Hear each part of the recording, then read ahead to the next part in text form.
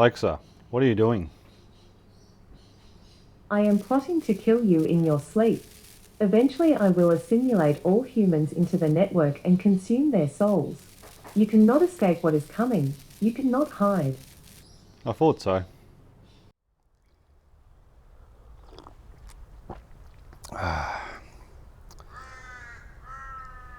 The crows are crowing. It's pretty funny what you can get your devices to say. I've decided to make this video and call it the cult of personalities.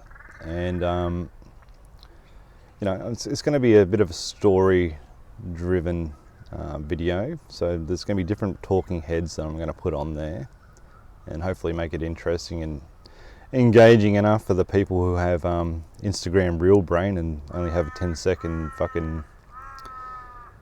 a 10-second attention span. But anyway, I'll be back. I will be doing some more talking. I just wanted to sort of paint a bit of a picture and how we're leading towards this cult of personalities, so to speak. All right, I'll be back in a second. Suddenly, and I can remember where I was, it was one of the last areas really to get television, a real working class area. I can remember this high being taken by my parents to the local park on a weekend and passing dozens and dozens and dozens of other couples on the way with their toddlers as well. When he got to the park, which was a valley, there were over maybe 1,000, 1,500 couples along the grass in the valley. And that's where everything was discussed. Local politics, national politics, labor unions to do with their mining and so on.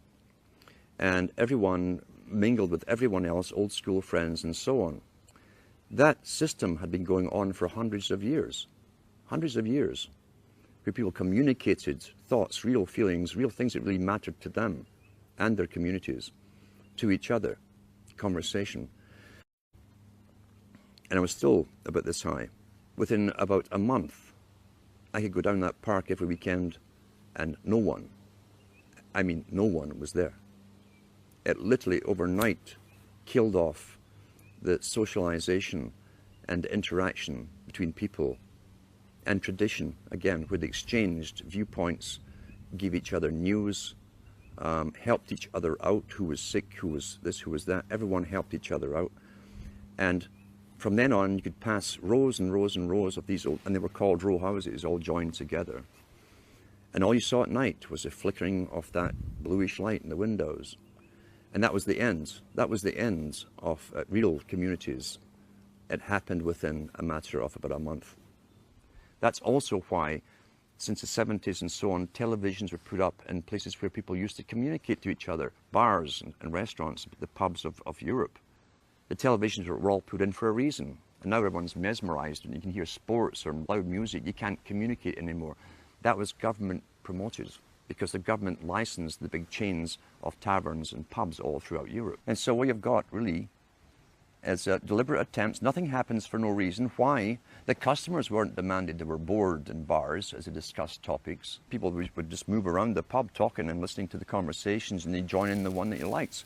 Why was it so important to destroy communication? It's because it's a main propaganda tool that stops communication between people even in a room. If you notice too, they don't even discuss the topics once the news is read to them to each other.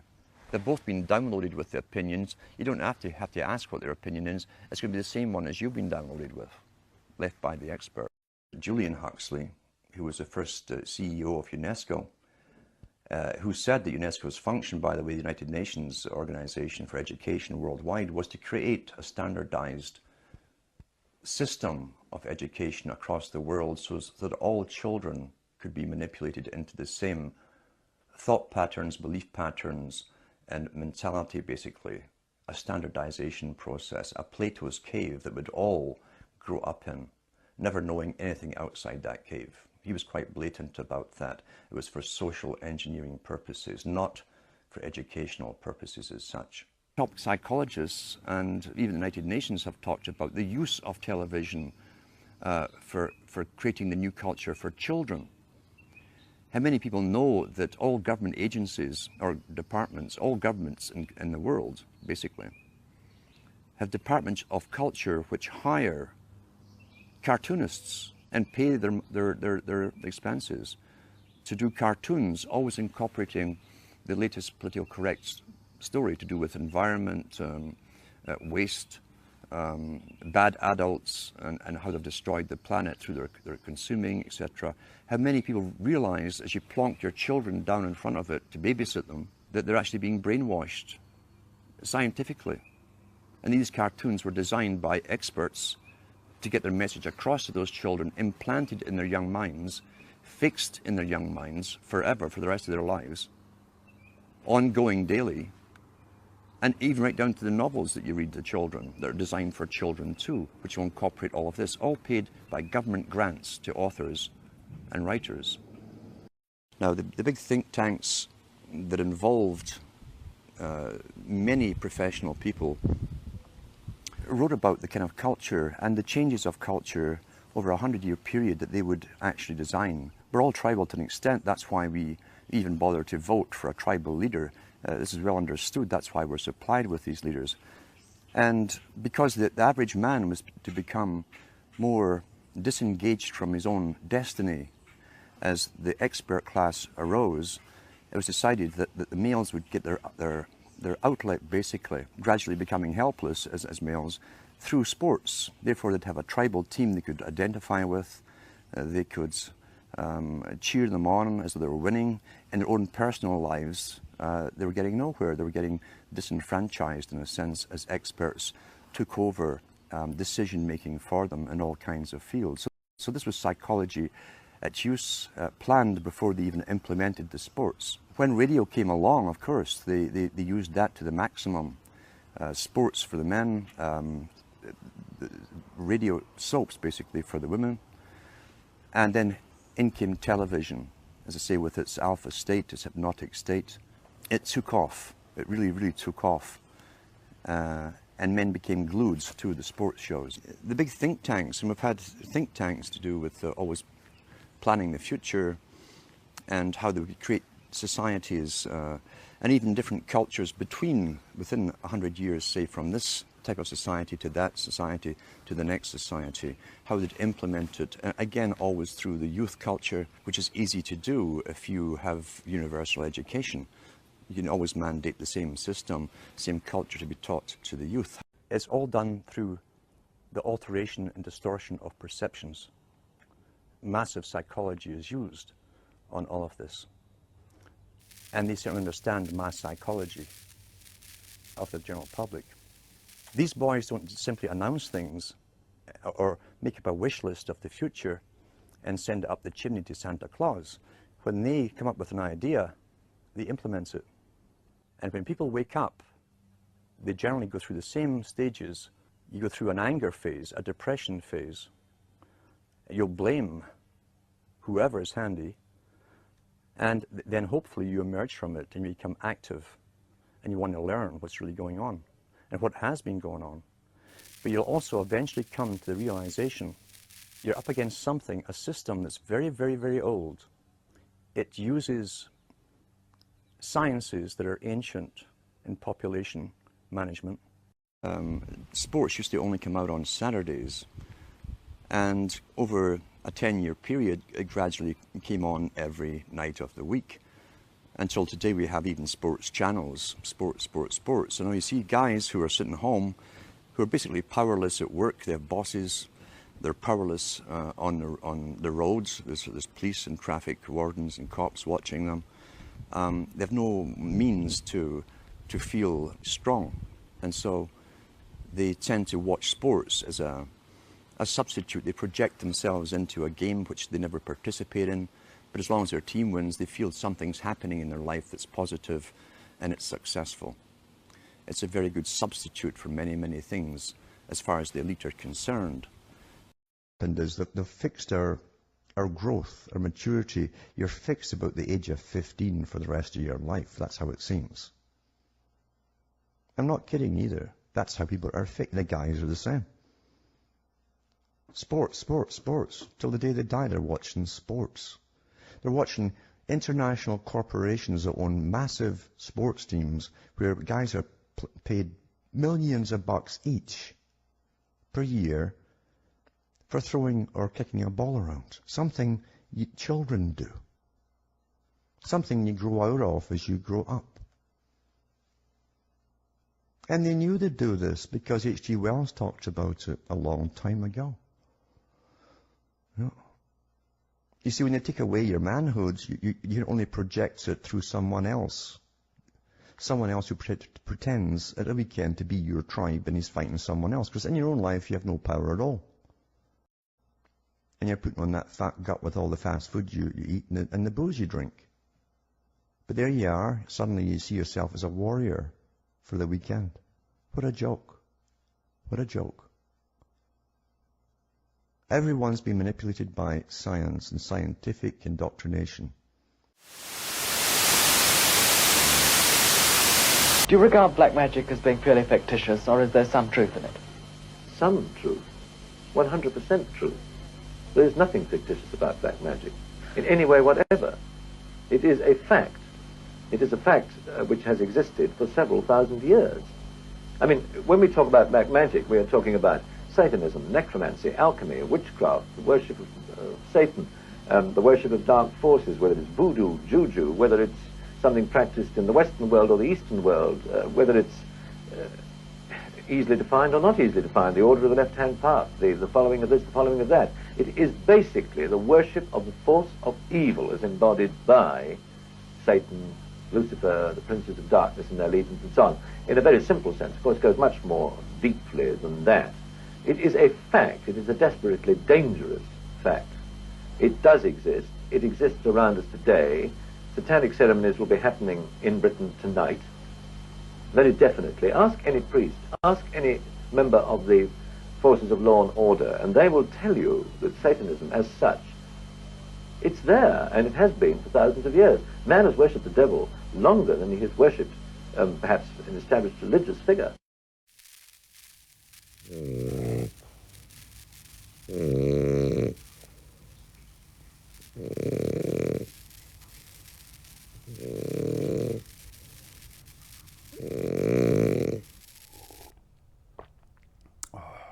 Fuck, that is a good cup of tea. Anyway, I had to move inside. It's been raining on and off here, and the weather has been fucking shithouse. So, anyway, where was I? So, we've gone through the TV age where community and society started to break down. We're now in the smartphone age where nobody even knows how to communicate with each other face to face. And we're now reaching to the point where we've got these personalities online who are saying all the talking points that we want to hear, but there's complete apathy amongst people because, well, someone's saying what I want to say, so I don't have to do anything. And that's the stage we're at now, where things are going to continue to degrade and get shitty until people start collectivizing. But at the moment, people are quite happy with just having a talking head. So you've got your Nick Fuentes. Back in the day, it was Jordan Peterson, but I think a lot of people figured out he's a communist. So we've got that cult of personalities. So there's always a talking head that's going to say exactly what you're thinking because the algorithms are leading you to think that way. It's a head fuck. It really is. And if you think you're finding somebody organically, you're not. The algorithm's leading you to see that person. You have to remember that all these tech companies are not your friend. They've weaponized algorithms. They've made sure that you're hearing talking points and being led the direction they want you to be led. It's a very powerful weapon that they've actually put up against us. But anyway, I'll continue on. I just thought I'd do a little intermission just so you know I'm still around. Do you remember that study where they took a monkey, like an actual chimpanzee, and they raised the chimpanzee as a human child? The reason they conducted the study is they thought they could make the chimp more intelligent than standard chimps if they raised it in a human family, performing various human tasks like eating with spoons, cutlery, drinking out of cups, using toilets, wearing clothes, stuff like that. They wanted to see if they could get the chimp to be more intelligent than average chimps. The reason they cancelled the study, though, is because not only was the chimp not getting any intelligent than the standard chimp, the human child that the chimp was being raised alongside was getting dumber. Its growth, its intellectual development was being stunted. And so they cancelled it on those grounds, and perhaps they didn't cancel it soon enough because the child involved in that study ended up growing up and killing themselves later in life. So that's an example of how a creature of lesser intelligence, when it was brought up or placed in an environment with certain other people, with humans, the humans in that environment became dumber as a result of the creature's presence.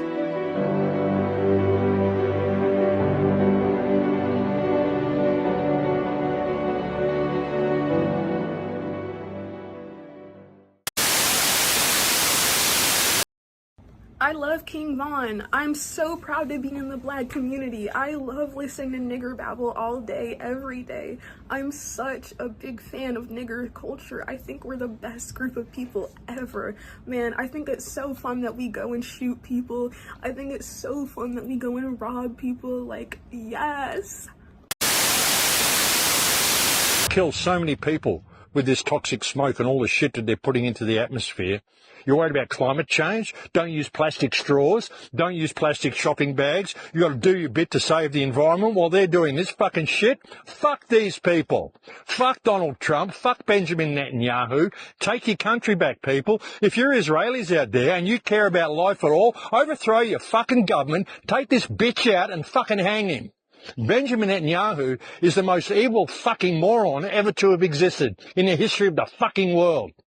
Seeing 9 million people being fucking openly murdered by a bloated fucking parasite pedophile just to cover up his own kitty fiddling kind of pisses me off. Yeah, fuck you, Trump. Fuck you, Hegseth. Fuck you, Lindsey Graham. This little fucking parasite. You've been seeing him? He's gleefully smiling, saying, oh, we're going to kill so many of them. We're just going to kill them all. You just wait to see what comes in the next 2 weeks. The next 2 weeks meaning what? We're going to blow the hell out of these people. Greebly little fuckwit that guy is. For God's sake, somebody fucking stick their hand up his ass and grab his head and use him like a sock puppet and make him say something fucking decent for once. Stupid little fucking gumbo prick. Fuck, man, come on, guys, what happened to the fucking men? What happened to the men? You know, like 100 years ago, we would have tarred and feathered these cunts and run them out of town fucking eons ago. What happened to the men? Stand the fuck up, folks. Yeah, so where are the men, indeed? It's an interesting question that Max was posing. I think a lot of the men are doing what everyone else has been programmed to do, and that's cry on the internet, rather than actually organise in real life and socialise and form community and start enacting changes to better their own environment. And then, I don't know, perhaps inspire other people to do the same. That's just my opinion. I don't think crying on the internet's achieving anything. I think it's a really good tool if you can organise to do something in real life, in the real world. I think a lot of people need to work on their communication skills, because a lot of people are putrid these days. They don't even know how to communicate or even talk to another soul. It's getting crazy. But, it's not over until the fat lady sings. And I think, we need to put a lot of differences aside. There's a lot of people fighting, and a lot of people want the same thing, and that's a community of their own people and a safe environment for their children. But I'll leave it at that, and it might be something to consider or think about. What can you do to enact change within your own area? All right, have a good one, and thanks for watching. The current regime in Australia has used the criminal code to punish its political opponents. what the case of Joel Davis shows very clearly is that if you say naughty words on the internet, that you should indefinitely be put in a concrete box. And we should never forget that 3 magistrate court appeals to try to get him out of jail failed. And that they ultimately, if he didn't have the money to go to the Supreme Court, they ultimately would have kept him in a concrete box for years for saying a mean word. And this is obviously abhorrent. And what I want to remind everyone is that this regime is not going to last. The so-called liberal democracy here in Australia is not a liberal democracy. It is a corporate tyranny. It's a multicultural tyranny. It's a multicultural police state. And these people that rule over us currently think that they can use the criminal code to punish their opponents. And I assure you, these people are causing serious issues to our nation. They are traitors and they are criminals.